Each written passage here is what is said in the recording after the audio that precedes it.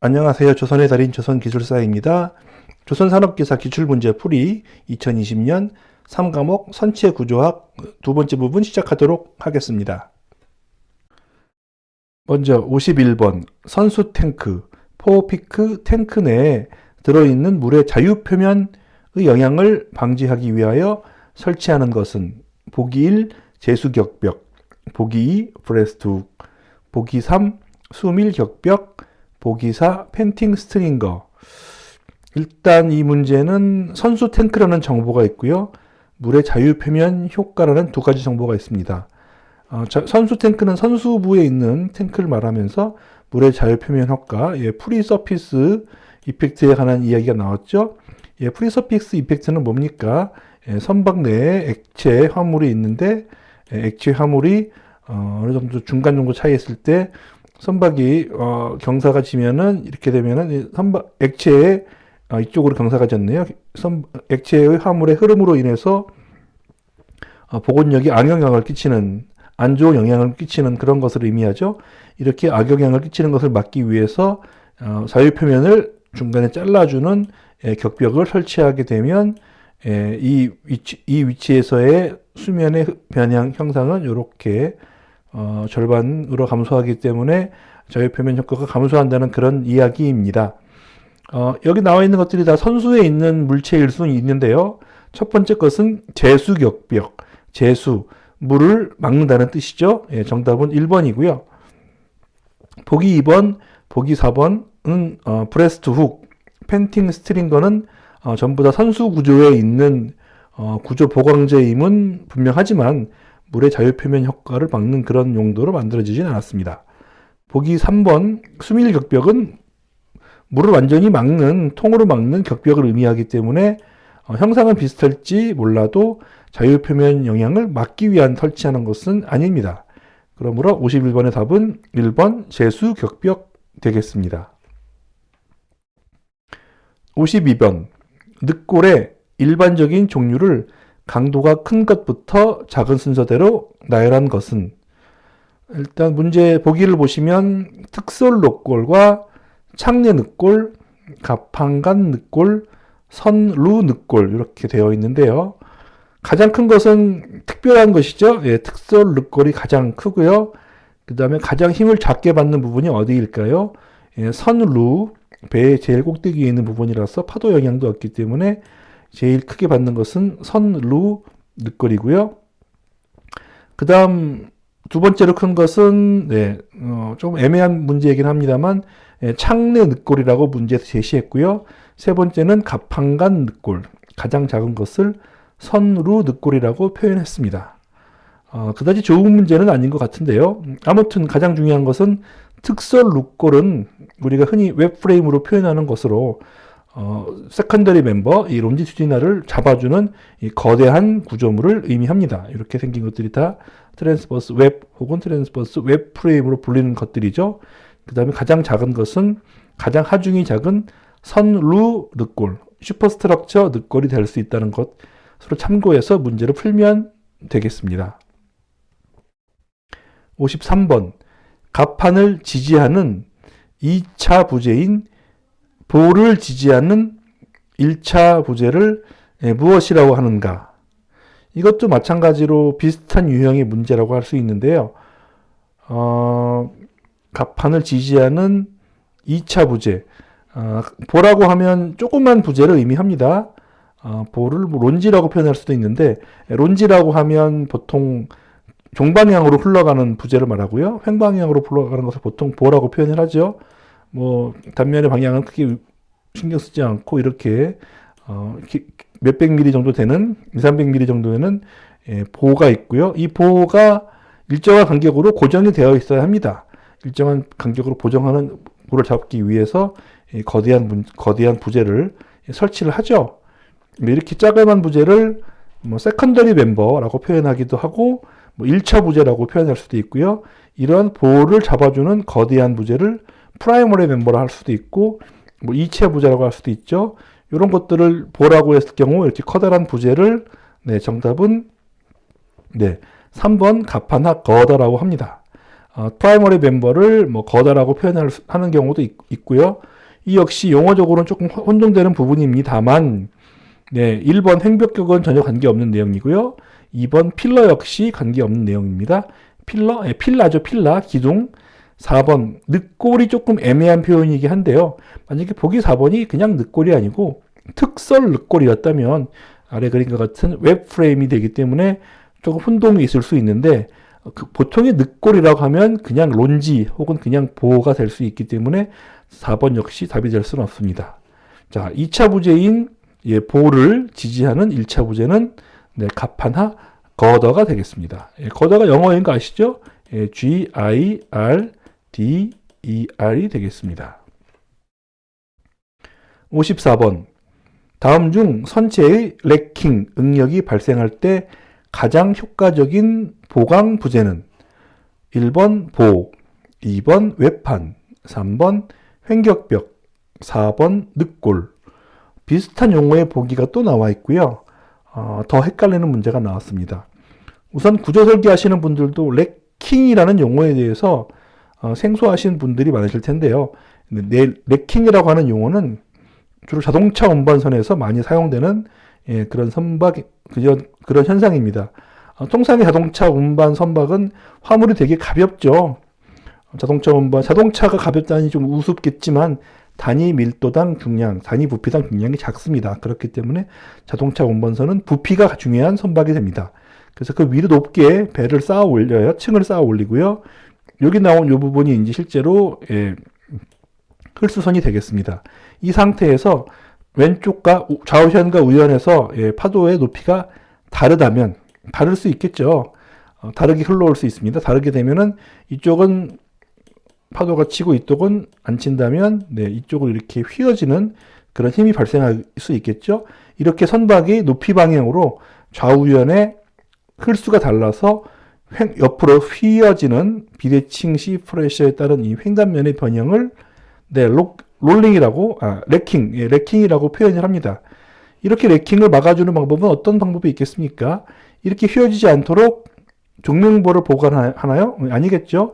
횡방향으로 부재를 추가하면 됩니다. 가장 효과적인 방법은 이런 식으로 해서 이 자동차 운반선의 중간에 빗금으로 쳐진 벌크헤드를 치면 이런 레킹에 대한 어느 정도 보강이 될 수 있겠죠. 이렇게 극단적으로 휘어지는 일이 없지 않겠습니까? 그래서 이렇게 치는 것을 자동차 운반선에서 파셜 벌크헤드라고 할 수도 있지만 보통은 레킹 벌크헤드라고 실제로 많이 합니다. 여기서 중요한 것은 횡격벽이라고 해서 완전히 수밀이 되진 않아요. 완전히 수밀이 되면 자동차가 다닐 수가 없기 때문에 운반선을 할 수가 없지 않겠습니까? 그래서 파셜 벌크헤드가 되고요. 정답은 3번 횡격벽이 되겠습니다. 한 가지 추가할 점, 레킹이 발생할 수 있는 선박은 자동차 운반선 되겠습니다. 55번 선체 외판의 종류가 아닌 것은 보기 1 쉬어 스트레이크, 보기 2 스트링거 플레이트, 보기 3 사이드 쉘 플레이트, 보기 4 바텀 쉘 플레이트. 이 문제는 일단 답을 고르실 수는 있으실 거예요. 선체 외판이 아닌 것은 스트링거 플레이트가 답이라고 찍으실 분들이 많은데 모르시고 찍으시는 분들이 많으실 거예요. 무슨 얘기인가 하면 우리가 선체 구조 안에 있는 스트링거가 스트링거 플레이트 아니야 라고 생각하시는 분들이 많은데 실제로 스트링거 플레이트는 가장 가장 바깥쪽 가판에 해당되는 그런 물체입니다. 그림을 같이 보도록 하겠습니다. 여기 보시면 여기 선체 외판, 여기는 이 부분 가장 바깥쪽에 있는 이 데크판을 데크 스트링거 플레이트라고 합니다. 여기는 이것도 스트링거라고 부르잖아요. 이것도 스트링거라고 부르는 경우가 많이 있는데 이 스트링거는 스트링거고 정확한 명칭은 호리존탈 거더라고 표현하는데 아무튼 스트링거라고도 많이 표현을 하고요. 이 스트링거는 그냥 스트링거고 스트링거 플레이트라고 하면 공식적인 선박 규정에 따른 명칭에 따르면 이 가장 바깥쪽에 있는 가판의 판이 되겠습니다. 56번 선체의 국부 보강 방법으로 옳은 것은 1번 슬래밍에 대한 보강을 위하여 상가판에 보강재를 추가로 설치하였다? 이상하죠? 보기 2번 갑판 하역용 크레인 하부에 기존 갑판 종루골과 동일한 부재로 보강토록 하였다? 이상하죠? 보기 3번 선저 빌집한 좌구를 방지하기 위하여 프레임 위치에 횡방향 보강재를 추가하였다? 그럴듯해 보이고요. 보기 4번 갑판실 전방 격벽의 보강재 간격을 크게 하고 보강재 크기를 작게 하였다? 조금 설명이 애매하지만 선박에 대한 감각만 있으면 잘 풀 수 있을런지 모르겠습니다. 우선 보기 1번은 어디가 틀렸죠? 네, 슬래밍은 이 배가 항진할 때 특히 파랑 중에서 배가 떴다가 가라앉으면서 바닥을 탕 치는 슬램 효과가 날 때 나오는 것이 슬래밍이죠. 배가 떴다가 탕 가라앉으면서 선저판에 충격이 발생합니다. 선저판을 보강하는 것이 슬래밍이죠. 그래서 보기 1번 상갑판은 틀렸고요. 보기 2번 갑판 하역용 하부 크레인, 크레인 가령 호스 핸들링 크레인 10톤 20톤 정도 하지 않습니까? 10톤 20톤 정도인데 그렇게 암이 길어요. 이런 식으로 해서 엄청나게 큰 암을 가지고 있기 때문에 여기서 10톤 정도로 누른다 하더라도 밴딩 모멘트가 상당히 많이 걸립니다. 그렇게 밴딩 모멘트가 상당히 많이 걸리는데 이 데크의 종루골 해봐야 200mm, 300mm 정도밖에 안 되잖아요. 다 틀어집니다. 그래서 이러한 갑판 하역용 크레인 하부에는 기존 갑판 종루골보다 더 크게 더 2배 이상으로 설치하는 것이 일반적이고 이렇게 거세 플레이트라든지 브라켓을 설치하는 것이 일반적입니다. 자, 동일한 부재로 보강하였다가 틀린 내용이고요. 보기 4번 갑판실 전방 격벽의 보강재 간격을 작게 해야죠. 작게 하고 보강재 크기를 크게 해야 국보 보강이 될 거고요. 그래서 정답은 3번 선저 빌집한 좌구를 방지하기 위하여 프레임 위치에 횡방향 보강재를 추가하였다가 정답이 되겠습니다. 57번 이중저의 역할에 대한 설명이 아닌 것은 1번 일단 이중저가 뭐죠? 이중저가 선박이 이렇게 있으면 충돌에 대해서 화물에 유출되는 것을 특히 기름이 유출되는 것을 막기 위해서 배 밑부분에 워터발러스 탱크 혹은 보이드 탱크를 두는 것을 이중저라 그러죠. 요게 이중저가 됩니다. 영어로 더블 버텀. 1번 종강력을 향상시킨다. 이러한 역할이 여기 상부에 있는 기름에로부터 오염 방지이지만 길이 방향으로 쫙 이너 버텀 플레이트가 깔리기 때문에 종강력이 향상될 겁니다. 보기 2번 선저가 파손되어도 내저판에 의하여 선내의 침수를 막을 수 있다. 같은 얘기죠. 여기 구멍이 펑 나도 그라운딩이 발생해도 여기 해수가 침입을 해도 워터타이트인 이중저 내저판이 있으니까 선내의 침수를 막을 수가 있습니다. 3번 이중저의 탱크를 이용하여 트림을 조정할 수 있죠. 이중저 포트 스타보드로 나눈다면 한쪽에 워터발라스트만 채우고 한쪽을 비운다면 아니죠. 트림이니까 이중저 탱크가 길이 방향으로 여러 개가 있을 거예요. 길이 방향 여러 개 있는 탱크에 이중저가 있고 어느 한쪽을 비우고 어느 한쪽을 채우면 트림 조절이 가능할 거고요. 4번 선수와 선미부의 강도를 높여 파손을 막을 수 있다. 선수와 선미부와 크게 무관한 것이 이중저가 되겠죠. 그렇기 때문에 정답은 틀린 것은 보기 4번 되겠습니다. 이중저 형상을 다시 한번 그려보았고요. 끝에 있는 요 삼각형 요 부재가 통상의 호파를 가진 더블 헐에는 없는 마진 플레이트라는 거 다시 한번 말씀드립니다. 디귿판이 마진 플레이트. 58번 다음 중 선미부 구조재가 아닌 것은 선미에 없는 것은 자 보기 1번 걸전, 보기 2번 선미 늑판 트랜섬, 보기 3번 슈피스, 보기 4번 패션 플레이트. 이거 선체 설계 하시는 분들만 아실 거고요. 특히 선도 설계하시는 분들은 잘 아시겠죠. 예, 정답은 예, 보기 4번 패션 플레이트, 예, 패션판이 예, 선수에만 있는 부재입니다. 보기 1번이랑 보기 1번 거전과 보기 3번 슈피스는 다 러더 근방에서 러더를 잡기 때문에 선미에 있는 것이고요. 보기 2번 선미 늑판은 아예 이름에 선미라고 써 있지 않습니까? 이렇게 배가 이렇게 있으면 여기 있는 요 판이 선미 늑판 트랜섬 플레이트가 되고요. 예, 패션 플레이트 보기 4번 패션 플레이트 패션판은 선수 중앙에 있는 요 판입니다. 여기 가운데 있는 요 판. 여기 바우 마커도 붙이고 장식도 붙였던 요 부분을 예, 패션 플레이트, 패션판이라고 합니다. 장식한다는 그런 뜻에서 패션이란 말이 남아있던 것 같아요. 옛날에 여기 막 조각성도 붙이고, 뭐 천사도 붙이고, 뭐 그랬던 흔적이 있었던 것 같은 그런 의미가 남아있는 이름으로 저는 생각을 하고 있습니다. 59번. 선박의 중량 곡선과 부력 곡선이 그림과 같을 때 이에 대한 계략적인 굽힘 모멘트 곡선은 가장 원론적이면서 가장 재미있고 가장 좋아하는 문제가 나왔고 실제로 근데 설계하시는 분들 혹은 조단 설계하시는 분들 가장 어려워하는 문제가 나왔습니다. 일종의 미분적분 개념이 들어가 있어야 되는데요. 일단 이 문제를 한번 해석을 해볼게요. 하중 곡선이 부력 곡선과 중량 곡선으로 나누어져 있습니다. 부력 곡선이 점선으로 되어 있는데 어떻게 되어 있죠? 부력 곡선이 일정하게 되어 있어요. 그러면 어떻게 되는 겁니까? 이 선박은 선수부터 선미까지 부력이 일정해요. 좀 부력이 일정하다는 얘기는 상자형 선박이라는 것을 의미하고요. 중량 곡선 어떻게 되어 있습니까? 선수에는 좀 작고 중앙 부분에 많이 되어 있잖아요. 그러면은 가운데 쪽에 화물이 많이 실려 있다는 그런 것을 의미하죠.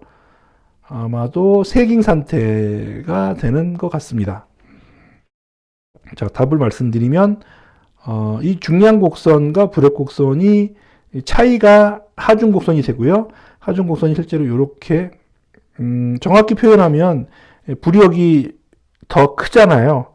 하중 곡선을 다시 한번 잘 그려보면 부력이 더 큰데 부력이 위로 향하고 있지 않습니까? 그래서 부력은 이렇게 생길 거고 그 다음에 가운데 쪽에서는 중량이 더 큰데 중량이 밑방향을 하잖아요. 그래서 이렇게 생길 겁니다. 다시 선수에 가면 다시 이렇게 생기는 이렇게 생기는 그 하중곡선이 생길 거고요. 하중곡선이 직선으로 이루어져 있습니다. 여기서 우리가 구하고자 하는 것이 굽힘 모멘트 곡선이잖아요. 그런데 굽힘 모멘트 곡선을 바로 구할 수는 없고 먼저 전단력을 먼저 생각을 해보면 하중을 적분하면 전단력 곡선이 됩니다. 현재 하중 선도가 상수로 되어 있잖아요. 상수를 적분하면 1차 곡선이 되겠죠. 그래서 보기 4번 이것이 바로 이제 전단력 곡선이 되고요. 그 다음에 전단력 곡선을 한 번 더 적분하면 어떻게 되죠? 전단력 곡선 한 번 더 적분하면 2차 곡선, 1차 곡선을 한 번 더 적분하면 2차 곡선이 되고요. 2차 곡선으로 나온 그림은 요 그림이 되겠습니다. 요 그림이 이렇게 돼서 된 그림. 요것이 바로 그 답인 굽힘 모멘트 곡선이에요. 실제로 이 선박이 가운데 화물이 많이 실려 있으니까 세깅 상태거든요. 선박이 이렇게 휘어진 세깅 상태인데 세깅 상태는 가운데 부분의 밴딩 모멘트, 굽힘 모멘트를 마이너스로 산정을 합니다. 그런데 이 그림은 애석하게도 가운데가 플러스인 호깅 상태 그림을 그렸어요. 계략적인 굽힘 모멘트 곡선은 맞지만 굽힘 모멘트 방향은 맞지 않는 상태였고요. 가장 가까운 그림을 찾는다는 의미에서 보기 1번을 아마 답안으로 제시했던 것 같습니다. 이렇게 헐거더 로드를 어떻게 되느냐? 헐거더 로드의 Q 혹은 V라고 표현하는 전달 능력 같은 경우에는 하중을 적분한 것이 전달 능력이 되고요. 다시 한번 이 전단력을 적분한 것이 모멘트가 됩니다. 적분을 2번 하는 거기 때문에 하중을 2번 적분한 것이 굽힘 모멘트가 되고요. 선박이 이 상태가 되는 것, 이렇게 휘어지는 상태가 되는 거죠. 그러니까 이 호깅 상태를 보통 플러스로 잡고 있고요. 또 이 방향으로 휘어지는 것을 전단력을 플러스로 잡고 있습니다. 그래서 앞에 있는 그림은 조금 방향은 맞지 않는데 방향까지 그리는 문제는 아니었으니까 그냥 그렇게 넘어가시면 될 것 같고요. 다시 한번 확인하실 것. 하중이 상수이면 전단력은 1차 함수이다. 전단력이 1차 함수면 중량 곡선은 2차 함수가 됩니다. 이런 그림은 조선 산업기사 선체 구조학에 단걸로 출제되는 문제라서 또 이런 하중 상태도 굉장히 단걸로 출제되는 상태예요. 그렇기 때문에 하중 곡선의 모습과 전단력의 모습 그리고 밴딩 모멘트의 모습을 눈으로라도 익혀두시는 거 강력하게 추천을 드립니다. 다음 60번 마지막 문제입니다. 이 문제는 제가 직접 이 시험에 참석을 해서 문제 오류를 발견을 하고 신고를 해서 전항 정답 받았던 문제입니다. 몇 가지 오류가 있는지 같이 한번 보도록 하겠습니다. 60번 선박의 주요 치수 LBD 드래프트가 63m, 10.3m, 5.3m, 4.62m인 화물선의 선체를 중공의 거더라고 가정한다면 구피 능력은 약 몇 킬로그램 per 밀리미터 제곱인가? 단면 계수 Z는 F 곱하기 B 드래프트 여기서 F는 8628 최대 구피 모멘트 M은 W 곱하기 CB 나누기 C 여기서 CB는 0.74로 주어졌고요. C는 30으로 주어졌습니다. 참고로 이 최대 구피 모멘트 식은 처음 나온 문제가 아니고요. 서너 번 이상 나왔던 문제로서 적당한 길이 중간 정도 사이즈의 선박의 주요 치수만 가지고 최대 구피 모멘트를 한정하는 간이 경험식이 되겠습니다. 자, 여기서 몇 가지 오류가 여러분 찾으실 수 있으신가요? 한번 곰곰이 문제를 읽어보세요. 네, 우선 가장 큰 오류는 이 식입니다. 최대 구피 모멘트가 W 곱하기 CB 나누기 C, C는 상수, 보통 30을 많이 쓰고 CB 값 W가 뭐죠? W라는 정의도 없고 W에다가 CB 방향계수를 곱했더니 최대 구피 모멘트가 된다? 선박의 길이가 늘어나도 구피 모멘트는 변하지 않고 방향계수가 늘어나면 구피 모멘트가 늘어난다? 통상의 물리적인 감각으로 전혀 맞지 않는 항목이죠. 근데 이 부분이 틀렸습니다. 이 부분이 가장 이 문제가 크게 틀린 부분이에요. 이 문제는 사실은 W 곱하기 L 나누기 C로 정의되어야 되고요. 이 식은 이전에 조선 산업기사 문제에서 몇 번 나왔던 문제입니다. 자, 그러면 W 곱하기 L 곱하기 C인데, 그런데 W가 뭐죠? L은 여기 길이라고 주어졌고 C는 30이라고 주어졌는데 이 W는 뭐죠?